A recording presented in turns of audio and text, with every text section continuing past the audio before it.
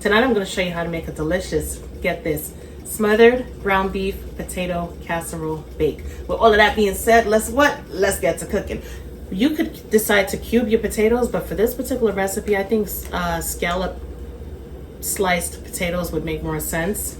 Okay, these are about 1/4 to a 1/2 inch thick. The reason why it's really important to cut all of the potatoes around the same size is simple. We want all of our potatoes to cook at the same rate. We're gonna parboil them. We're gonna add them to hot boiling water, and we're gonna cook them down for about 6 to 8 minutes. First thing that goes in is some salt. Make sure that water is flavored. And we're gonna add our potatoes.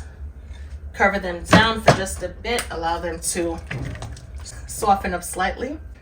Just like you cooking pasta till it's al dente, it's the same thing for the potatoes. We're gonna cook them, but they're still gonna remain firm. All right, to our hot cast iron skillet, we're gonna add some ground beef. This is about 3 pounds of ground beef. And of course, this is an 80-20. I like to work with the 80-20. Yes, towards the end, we're gonna have to strain off that excess grease, right? But for me, whenever you're dealing with a higher fat content, the meat is gonna be so much more moist and juicier.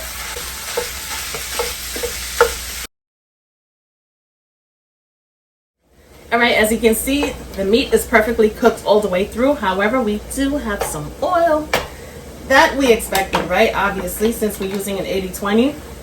All right, what we're gonna do is, or at least what I like to do, because this is a heavy pan, okay? Large size cast iron skillet, is after we push all of the meat to the side,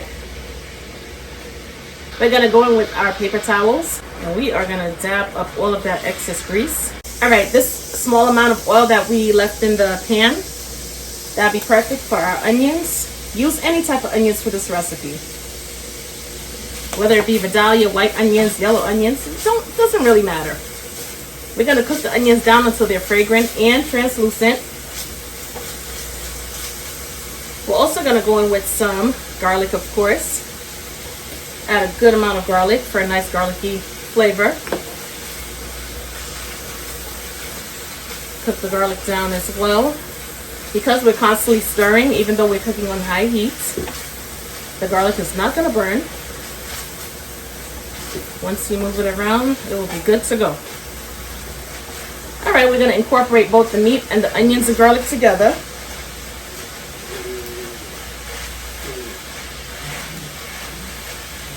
Get everything perfectly situated.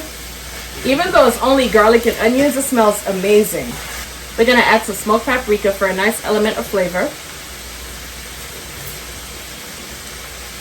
We're also gonna add some garlic powder.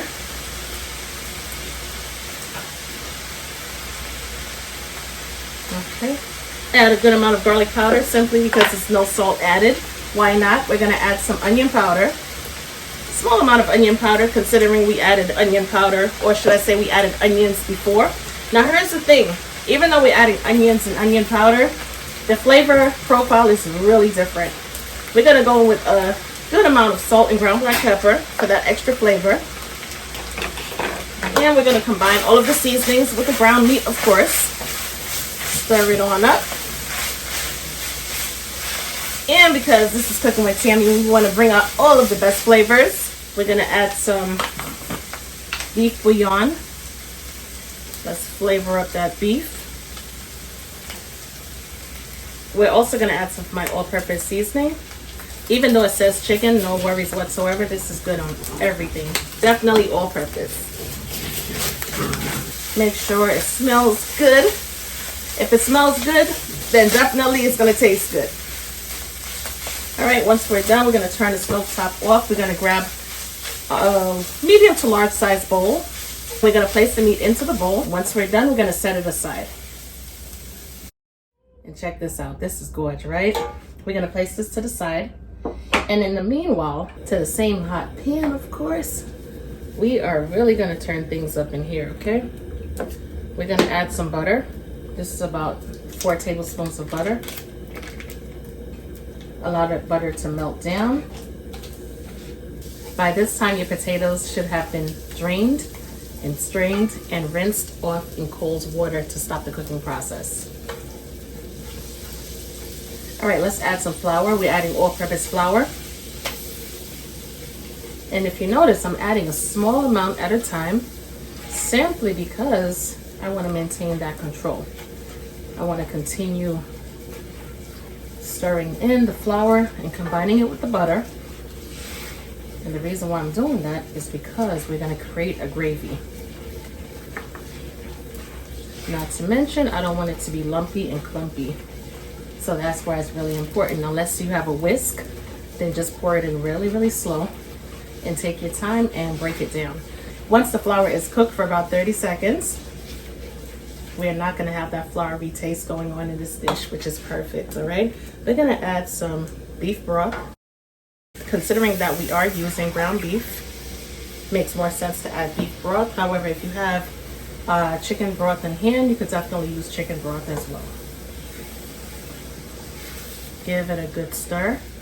At this point in time, if there's any bits at the bottom of the pan, the liquid is gonna remove or release all of those bits from the bottom. Pinch of salt and ground black pepper. My all-purpose chicken seasoning. Let's add some garlic powder. A small amount of onion powder. Worcestershire sauce, of course. Gotta have the Worcestershire. Add a good dash. This is all flavor in this bottle. Okay, you have savory, sour, and sweet all in one bottle. So why not? We're gonna give it a good mix. At this point in time, we're gonna lower the flame and allow the gravy to thicken up. Quick tip, if you want your gravy to have a little bit more color going on, you can add some type of browning sauce, all right? You can add kitchen bouquet, is a good one. Or you can add some Grace browning sauce, right? And just stir it on in. And that will do the trick. We're gonna add our ground beef back to the pan.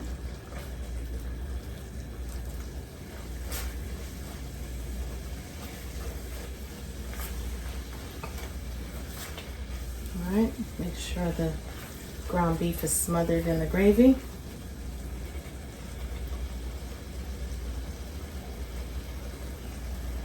Allow it to simmer for about a minute or two. Allow all of the flavors to intertwine. And once you're done, you're gonna turn the stove top off.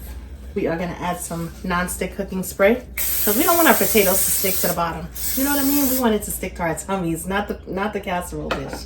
All right, we're gonna go in and we are gonna create a single layer of potatoes. Doesn't have to be perfect. Just make sure you spread it out evenly into the pan. We're going to add some of our beautiful smothered ground beef on top. We're going to use the spatula to spread the meat onto the potatoes. The meat had a little time to sit and marinate, and it smells so good. Oh man, it smells so good. Off camera, I went ahead and added some fresh thyme to the smothered ground beef as well. And of course, that's just gonna help with the element of flavor.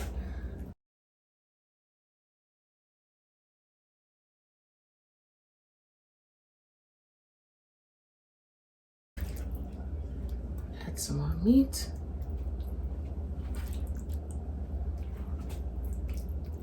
I have some more potatoes. So let's create a last layer. All right, we have just enough. Final layer of meat. If you've never tried smothered ground beef, you definitely have to try it. This is good not only when incorporated with potatoes, but it's absolutely outstanding when you add it to toasted buns as well. It's almost like, I don't want to say sloppy Joe. It has a sloppy element, yes, but the flavor profile is so different. Wouldn't be a casserole if you're not going to top it with cheese, right? This is some grated cheeses that I had when we made our delicious mac and cheese recipe. So this is a combination of smoked Gouda, if I remember correctly. Yes, smoked Gouda, along with mild and sharp cheddar and mozzarella, Parmesan cheese. But for this recipe, mozzarella and Parmesan cheese will be perfectly fine. Or any type of cheese that you have sitting in the refrigerator. Just make sure you grate it up and add it to the top. And that's about it, my loves. This is gonna go into our preheated 375-degree oven. That's Fahrenheit, of course. And we are gonna bake our casserole for about 30 minutes. Our smothered beef potato casserole is finished. This is gorgeous. Now here's the thing. You wanna allow it to cool for about 15 minutes before serving. We might not get much of a cheese pull simply because I allowed it to cool down a little bit more. I got caught up doing something else. In fact, I'll be transparent. I got caught up watching a holiday movie. That's what it was. A Hallmark holiday movie. But nevertheless, it's about that time and I can't wait to dig in. Ooh, allowing it to set was everything. Check this out. This is gorgeous. This looks really good. All right, let's see.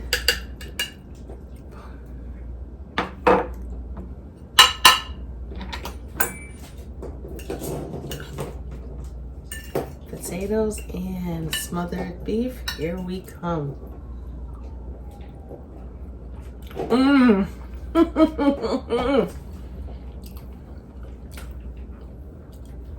This is a winner. This is a winner. Forget about a chicken dinner being a winner. This casserole right here is definitely a winner. I didn't even need it to sit long on my palate for me to taste the goodness in this casserole. This is delicious, my loves.